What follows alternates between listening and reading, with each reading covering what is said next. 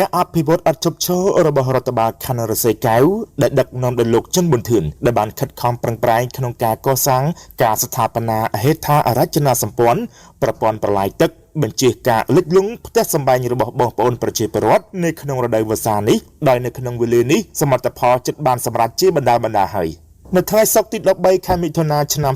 2025នេះដែលមានការចងល់បង្ហាញណែនាំដោយយកចិត្តទុកដាក់ពីឯកឧត្តមខុងស្រេង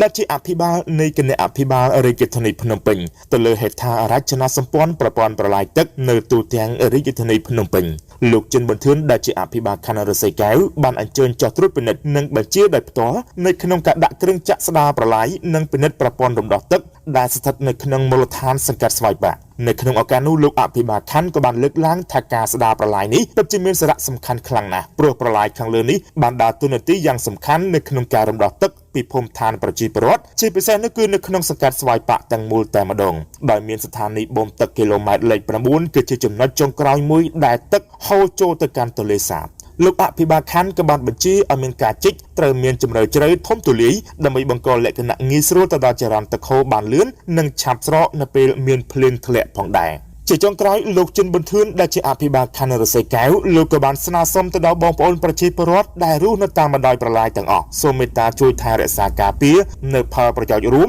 នោះគឺប្រឡាយមេមួយខ្សែនេះពីព្រោះថាប្រឡាយមេមួយខ្សែនេះវាបានបម្រើទៅដល់ផលប្រយោជន៍បងប្អូនប្រជាពលរដ្ឋយ៉ាងខ្លាំងនៅទូទាំងរាជធានីភ្នំពេញតែម្ដងជាពិសេសនោះលោកក៏បានបញ្ជាទៅដល់គ្រប់ភូមិសង្កាត់ទាំងអស់ត្រូវតាមដាននិងយកចិត្តទុកដាក់ឲ្យបានខ្ពស់នៅពេលដែលមានមេឃភ្លៀងខ្យល់ព្យុះកន្ត្រាក់ម្ដងត្រូវនាំគ្នាពិនិត្យមើលតាមប្រព័ន្ធលូប្រឡាយនិងផលប៉ះពាល់ទៅដល់ផ្ទះសម្បែងនិងការរស់នៅរបស់បងប្អូនប្រជាពលរដ្ឋនៅក្នុងមូលដ្ឋាននិងត្រូវរាយការណ៍ជូនទៅកាន់លោកជាបន្ទាន់ដើម្បីឲ្យលោកមានវិធានការដោះស្រាយបានទាន់ពេលវេលានិងបានឆាប់រហ័ស